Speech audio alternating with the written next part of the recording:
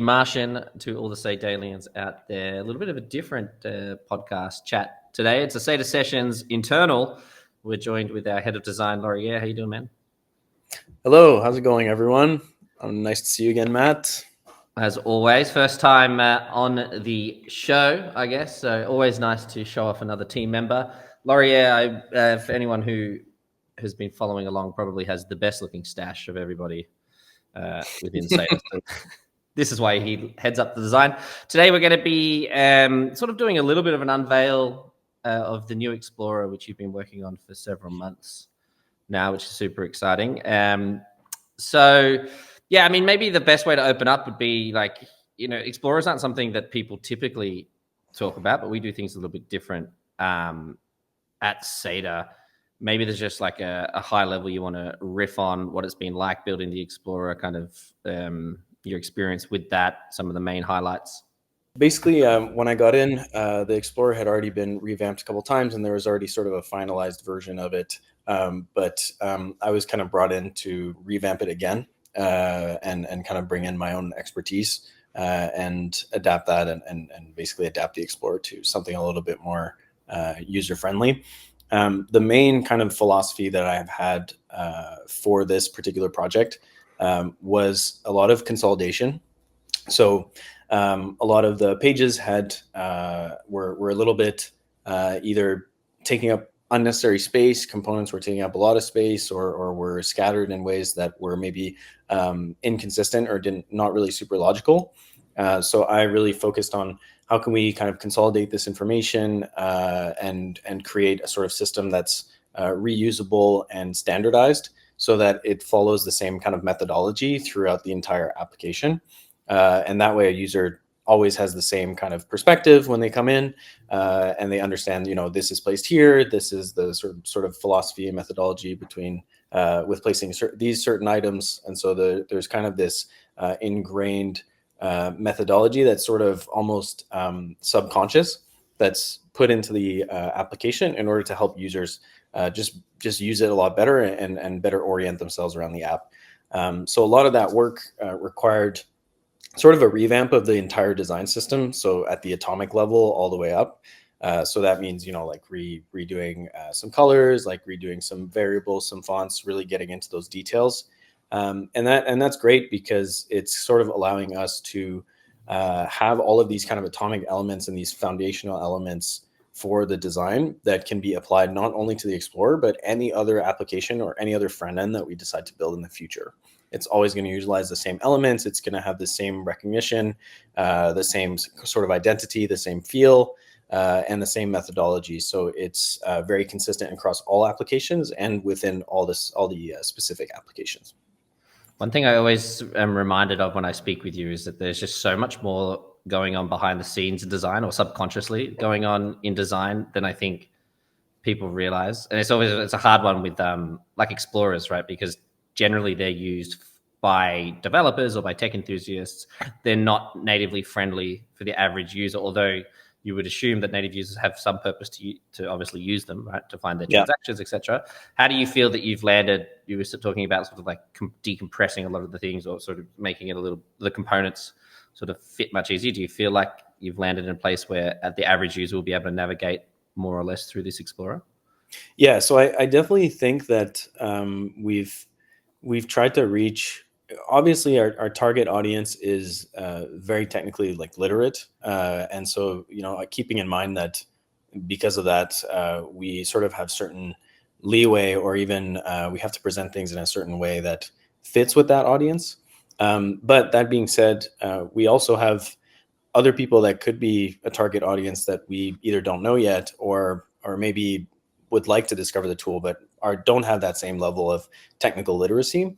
So with this sort of consolidation and methodology, it kind of helps with that user base to get a better understanding of the product in general, or of the infrastructure in general, and still be able to use it for their own purposes. That being said, though, I mean, design is sort of a never-ending, infinite loop. There's always things we can do better. There's always things that we can learn. And so with this iteration, I think we've really hit something really well in terms of usability. But there might be some assumptions that we've had that we're wrong or we're right, and that's going to be up to us to figure out, and for us to have conversations with users to really figure out what their needs are and how can we meet those needs properly. Yeah, amazing. And if anyone wants to give feedback, we have it in our Discord channel. You can jump into the Explorer feedback channel and let us know what you think of it. Let's dive in, man. Let's do it. Let's unveil this beautiful thing that you've been working on for months now. If you want to share your screen. Okay, so this is essentially an index for transactions. So basically a list of transactions ordered by recency. So the purpose behind showing this page is kind of to showcase a bit of the redesign for tables and these particular types of pages like indexes, and to kind of showcase how that kind of philosophy works. So originally the list pages like this were had very, very large fonts, and were taking up so much space that it was a little bit difficult to kind of orient yourself and navigate. And it didn't necessarily provide some of the most relevant information right in front of you. Some of the things that you want to see the most. So for example, like statuses or transaction hashes, which tend to be the things that you'll interact with the most, were not necessarily as easy to find, or were not necessarily presented in a way that was super user-friendly. So that's kind of one of the showcases I wanted to share here with you, was basically this redesign of the index pages and how the tables work. So all the content here fits within one view like this. So I'm on a small MacBook at the moment, MacBook Air, and we've added a couple other functionalities to kind of make these pages a little bit more user-friendly. So for example, we have the side navigation here, which was present on the old Explorer. However, there was no collapsible navigation. So for example, here, where you could at least collapse it and kind of give yourself a bit more space to be able to read this information a little bit more easily. So this is just an example of like small changes that you can make that really kind of enhance usability and help people feel like they have control and that they can navigate and orient themselves really easily through the application. So all of that is kind of integrated here. You can see this is kind of a cool little collapse, and you see all the little icons here that represent some navigational element. And so basically a lot of the list pages kind of look like this. There's a lot of functionality as well that I know is useful for explorers, and I've used some things like this in the past, like being able to copy transaction hashes or addresses directly from here, or even because they're kind of truncated, since there's such a long piece of information, truncated but also viewable via tooltip by hovering on the element. So there's some little functionality here that's kind of useful for somebody who wants to get a more holistic perspective on, let's say in this case, a list of transactions, right? This is just basically to showcase all the different kind of lists that we have. And this applies to like blocks or to accounts or Oracle programs, data proxies, batches, like all these elements follow the same kind of table. And they tend to be structured in a very similar way. And what I mean by that is, for example, in this case, transactions, the transaction hash is the actual, showcases the actual details of the transaction. And you have the same methodology for blocks, right? So if you want to see that specific block, you click in the same area to essentially view the details of that block. So it follows that same kind of process where even if it's a brand new page, a brand new index, or a brand new list, you can know right away if you want to inspect a particular item, you know exactly where to click because it's the same, it's consistent across all the pages on the app. One thing that I noticed with the navigational bar is that this Explorer has a lot more information added into it. So I'd love to sort of get a little walkthrough of some of the updates in the nav bar. Yeah, so there were, I've been working on this for so long. That's a great question. There were so many elements that were kind of added in. If I remember correctly, the original Explorer had a dashboard, transactions, and maybe an accounts page and a blocks page. I think that was about it. Maybe there was another one. I think there was Storybook and Learn, if I remember correctly, which links to one of them links to our docs, and Storybook here is right now is basically not linking to anything because it's still in production or in development. Sorry, but essentially, yeah, there were a lot of missing elements that are part of the SEDA infrastructure that needed to have some kind of visibility, and users needed to have visibility on. So obviously, a lot of the processes that I was doing, or a lot of the things that I was doing over the last few months, was essentially creating those functionalities and creating access to those particular data points, and consolidating them and grouping them in a sort of a logical way.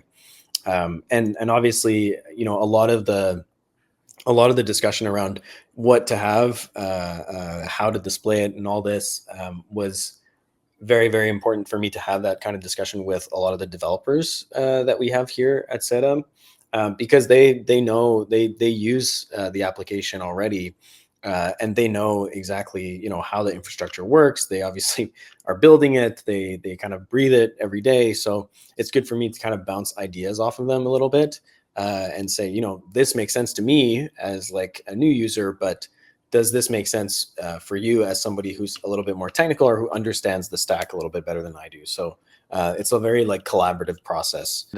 I guess the most exciting thing that I've heard about, because I haven't heard a lot about this in the ecosystem, but from the engineers, the one thing that keeps sort of getting leaked is this new dashboard. You know, everyone's very excited about the dashboard. So maybe take us there and sort of walk us through what's so amazing about this dashboard. Let's go to the original one here. So this is the original dashboard. So the first time I looked at this, I thought, you know, the information itself is fine. I don't have a big problem with what's being displayed exactly. I think it's actually kind of pretty standard across a lot of explorers. But the main thing that I found that was a little bit frustrating was how much space all of these individual containers are taking in order to display very basic information. And it's not this isn't necessarily a page that all of our users are going to be spending most of their time using. But it is kind of the front page of the website, right? Or of the application. It's sort of the landing page of the application. So to me, this page is kind of has this sort of dual purpose. It's supposed to provide a holistic overview of the network and the infrastructure, right? But it's also supposed to give you a feel for the brand and give you this sort of sense of, oh yeah, this is cool. Like this is something that I like looking at, and it gives this kind of visual appeal, right? So to me, it was really important to kind of capture both of those elements as much as possible, while still maintaining good accessibility, and still being relevant for a user who wants to see a more holistic overview of SEDA and its infrastructure, right? So this is the original page, which essentially has all these components here with links to a bunch of different things, and then a list of the last few transactions. So very, very basic. And so I went a little bit of a different route. So this is what the new one will look like. It's still currently in development as we speak. It's actually almost done and almost ready for a quality assurance evaluation.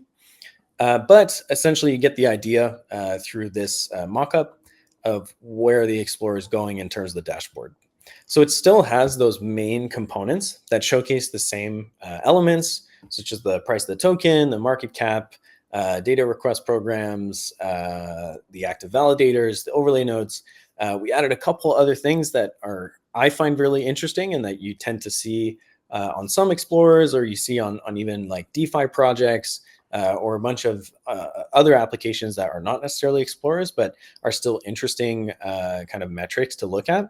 So for example, one thing that we added here was the average data request cost. You know, it might be interesting for users to know, how much does it cost on average to have a data request, to execute a data request, right? Let's be clear that it's not actually $12, right? That's yeah. These are all mock-up numbers. Yeah. So please don't think it's going to cost you $12. But essentially, it's just to fill up the space. And usually, what I'll do is I try to kind of push the numbers a little bit to take up a little bit more space, just so I can have a better calculation of across different resolutions. So things like, for example, total supply, or even the circulating supply versus the staked amount. We have like the transactions here, which you can still access all of the index pages through here. So using this, you can access all the transactions. Using this, you can access all the blocks. We have here the individual transactions per day here. So it'll show you as you hover how many transactions are for that day. You can also change this from daily to weekly to monthly, so you can see the progression and the volume of transactions over each time frame. You can also see the average block time, and you can see sort of in real time blocks being generated and solved through here. And then I also kind of split the transactions list that was on the older Explorer, and I also added the latest blocks. So essentially, you'll see the latest 4 transactions here and the latest 4 blocks here.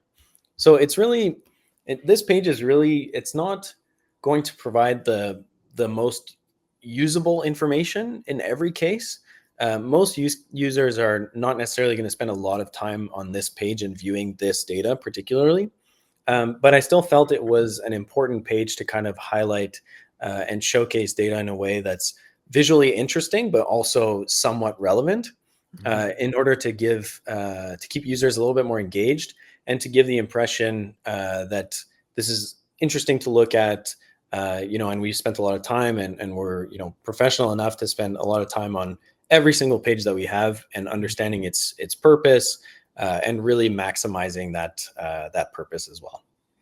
I'll give you my marketing take on it, because I really enjoyed what you said about the first dashboard, your first impressions of the first dashboard, where you were talking about how do you provide the right information in the right way, but also capture the brand. Is this something that I think like a lot of explorers aren't necessarily built by anyone in like the ecosystem side of a team. They're often built by engineers only. And some people don't even have a design team. Like we're lucky enough to have you.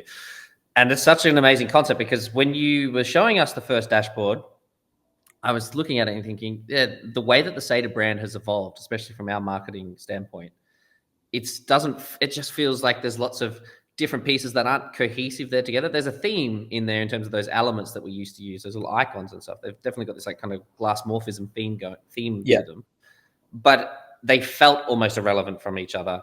And like the big blocks is, I really like that kind of, it just felt, I don't know the word, like disintegrated.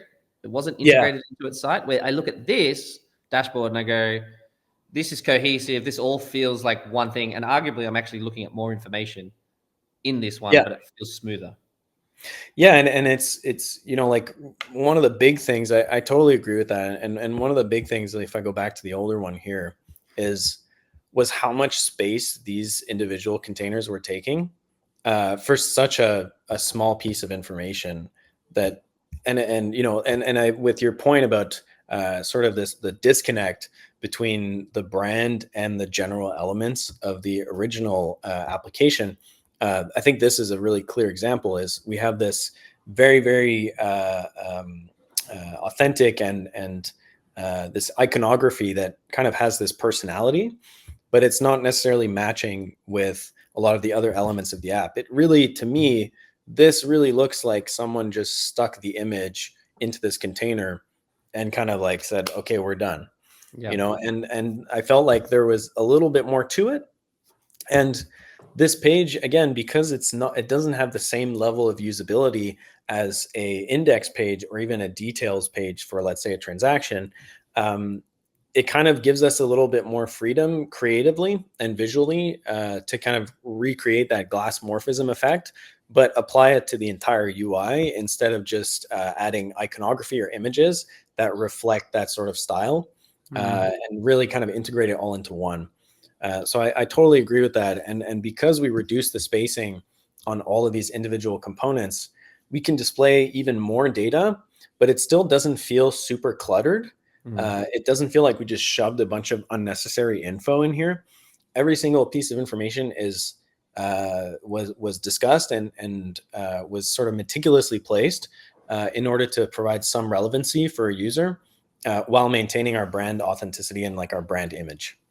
Yeah, 100%. And actually, you said before that maybe this isn't the most usable page in terms of the information, but there was a target audience that I hadn't thought about at the start of this session, is researchers, people who write about different projects, right? They come in, they will kind of want to know the really granular information, because obviously we have like the docs that have their own purpose and sort of the primers that have their own purpose. But if you really just want to know some stats, some quick stats, you can actually get a lot off this page. Like block time is really important. Transactions per day is very, very important. Staked versus circulating supply, all very, very important things that people like to like tweet about and share about when they're talking about projects. So this is actually a really kind of powerful dashboard for people who don't go beyond they don't need to look at like what's inside a block or what's inside a batch. They can get most of it here. Yeah, and to kind of add to that, I think that if there's a page that will probably be shared with the most publicly by other people, not just by SEDA, but by others, I personally believe it will be this one. So it kind of provides this, to me, really cool visual presentation that attracts people's attention, and still maintaining that great data and great information. But it attracts people's attention, and to me, that's super important as well, to kind of garner people towards the application and showcase it to them in a way that's like visually engaging. Yeah, no, absolutely. Yeah, I like the purple and the green, the way that it's shown here. You know what this gives me? And I think you probably know this from one of our other calls that we had a while ago, is like a layer zero vibe. And I'm such a maxi on the way that they brand. I love the way that they brand. And it's just got that feeling to it, Yeah, and I mean, like, I love our brand color. I love this color. To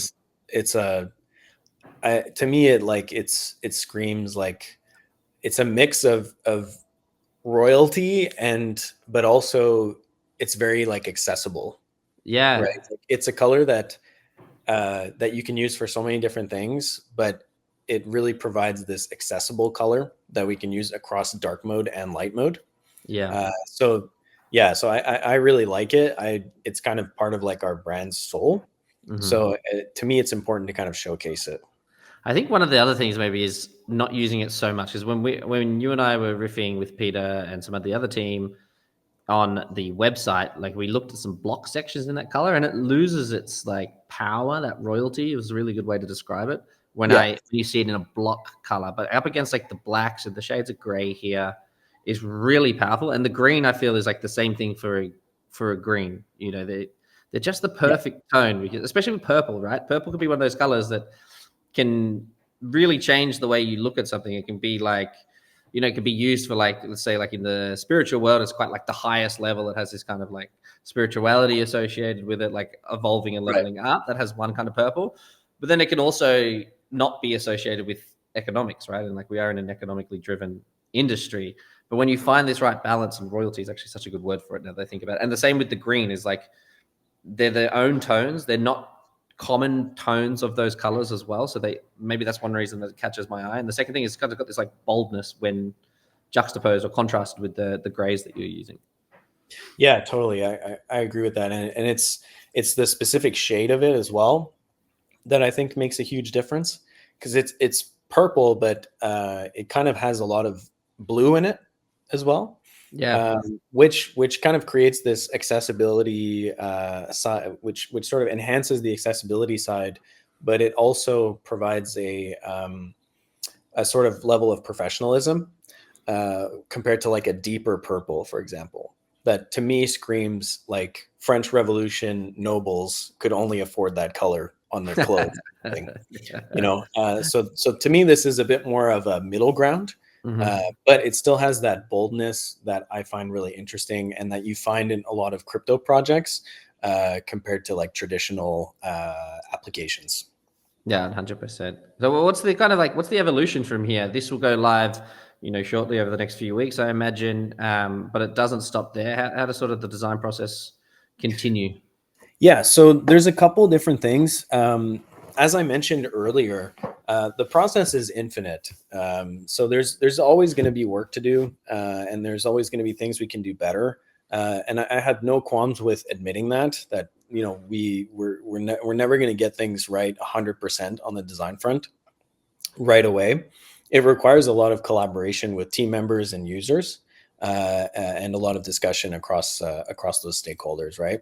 So I think that the next few phases will be, other than building other things that we want to do, which is obviously in the cards at the moment.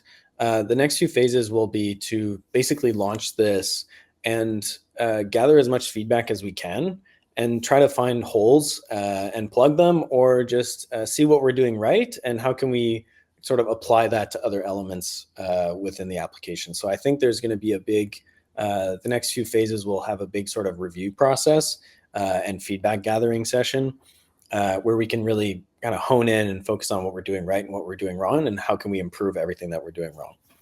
Yeah, I mean, I guess you kind of also need like all the transactions from testnet and mainnet from other people coming through for that. So that'll be a holistic experience. I can show really quickly sort of the structure of all the details pages. So every single index, the transactions index, blocks, accounts, Oracle programs, all that stuff. Obviously, you can view the details of each individual object, right? So in this case, for transactions, you can view a list or details of all these transactions. So you can see the status, the date of the execution, the block height, the amount, from which address to which address, the fee, how much gas was used versus the gas limit, and then a bunch of other things like the memo. You can have all the individual messages. Event logs are all structured in here. How clear is the data in here? Because the people who want to find something that's like an ETH price, for example, can you look through that and see what the price was at that call? Basically, the way that it's structured is because a lot of these, because it's an infrastructure project, there's a lot of use cases to consider. There's like, there are bespoke implementations that we have to consider that might have kind of different structures that change the data in sort of a drastic way or in a minimal way. So a lot of the stuff that's structured here is attempting to create a standardized process so that everything is displayed in a sort of standardized way and a consistent way. And that kind of means, because there's so many different use cases that we have to consider many more variables. And so that kind of requires a standardized process to be a little bit more malleable, so to speak. So that's, for example, why we have, tabs with event logs displayed in this way, for example, because there's so many different types of implementations that this might not work for every single use case, or one particular UI might not work for every single use case. But if you structure it in a way that's kind of a folder-like structure like this, then it might be a little bit easier to adapt to more complex use cases or more bespoke implementations. So the structure of all these detail pages follow the exact same standardized process, where you have very general information on the left component, and then on the right side, you have more details about that particular object. So in this case, blocks. And then when we look at accounts, for example, it's a little bit different because there's a little bit less to accounts. There's like the total balance, there's what's available, what's delegated, and then there's also the transaction list for those accounts. So each one has their own little character, but they kind of still follow this similar standardized process, so that a user kind of gets into this groove when they're using the app. And whenever they go to a new page, or we create a new page because we add some kind of functionality, it's still going to follow that same process and that same methodology. And so a user will still be able to adapt their thinking to that new page or to that new functionality. It's super cool. Would you be able to jump back to the accounts a second? Because I guess that's probably the second most, or maybe this will be the most viewed page by people who aren't developers, right? They want to look at their accounts. Yes. Do you have any like different considerations around who'd be looking at this page? Yeah. So to me, there's so many different use cases for looking at accounts like this.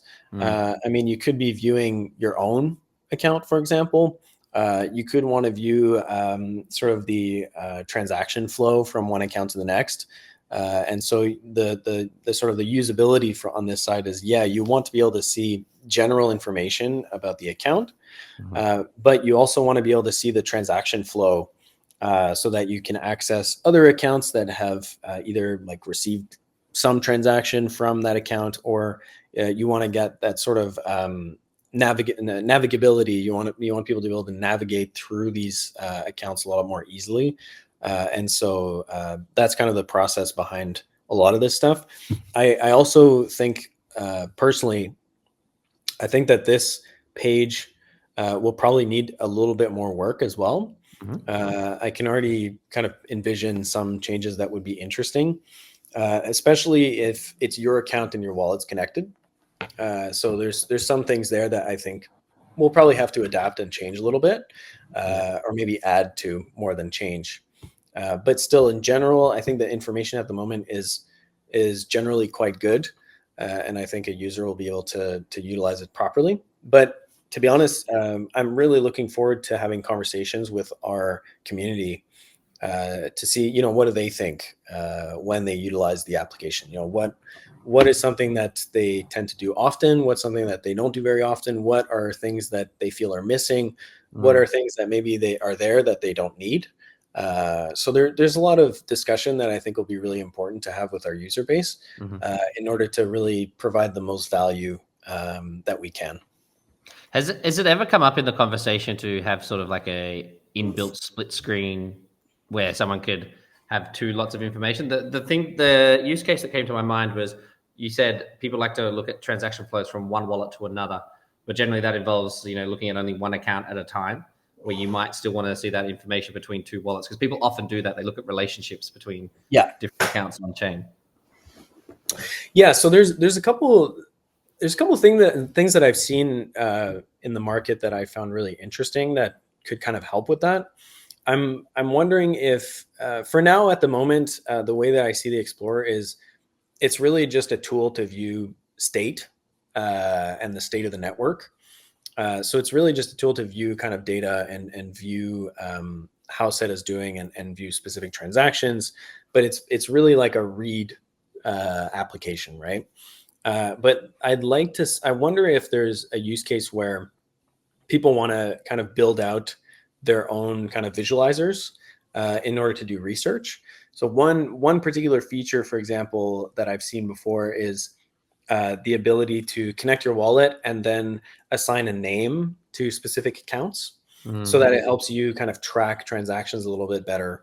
For example, give an account the name of like, John or something, or this business name or whatever, in order for you to just kind of get a more like semantically relevant link to that account on your end visually. So that's like a very small example of something that could kind of help this sort of research. But there might be other kind of features that allow you to build visualizers, and we can have like visualization tools, so that you can kind of track multiple accounts at once via one user interface. Yeah.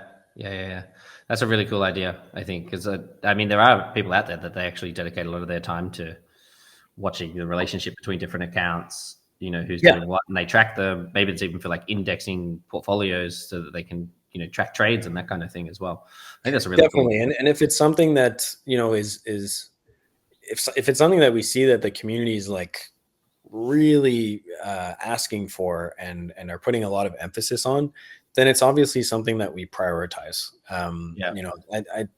The philosophy behind design is to always think about the user, and think about what their needs are, and how can you kind of make it so that the technology portion or the UI portion is almost non-existent, quote unquote, in the sense that they don't have to think about it, because it's so user friendly and so has such a great user experience, that it makes it just so easy to use the application without thinking about the design of the application so much.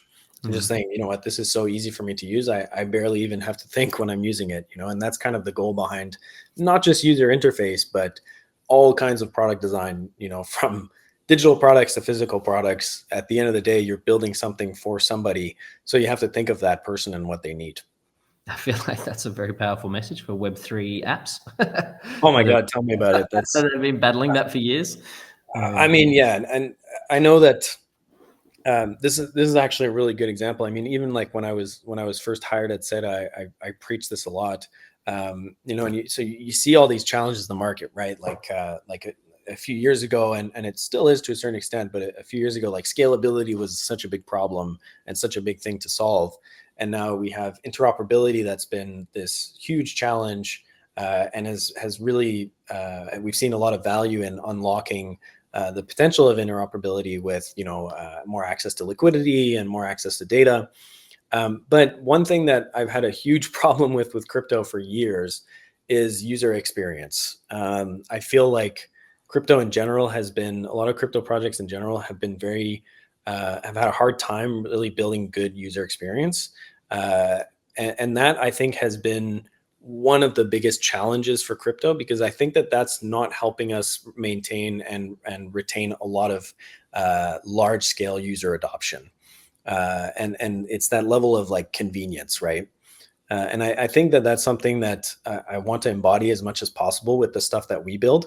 Even though we're an infrastructure project, I still think that some of the other things that we're going to build, we have to have a huge focus on good user experience as much as possible, and try to circumvent a lot of the technical challenges and really face those technical challenges in order to create better UX, because I think it's just going to help the market as a whole.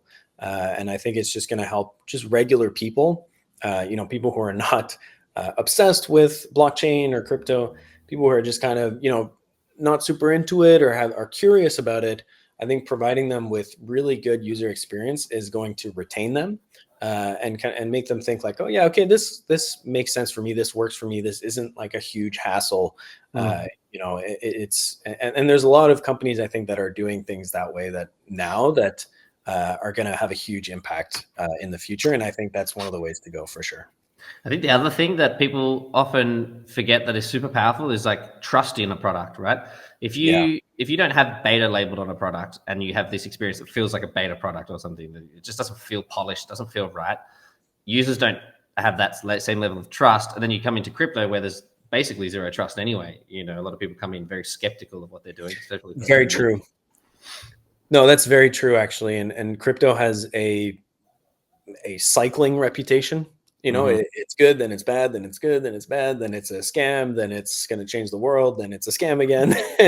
And so, and part of that, I tend to agree, has to do with the presentation of the tools, and how it has and that's kind of what I liked about it early on, was it had this kind of like underground, like gritty, like kind of feeling, where you felt like you were almost like this sovereign.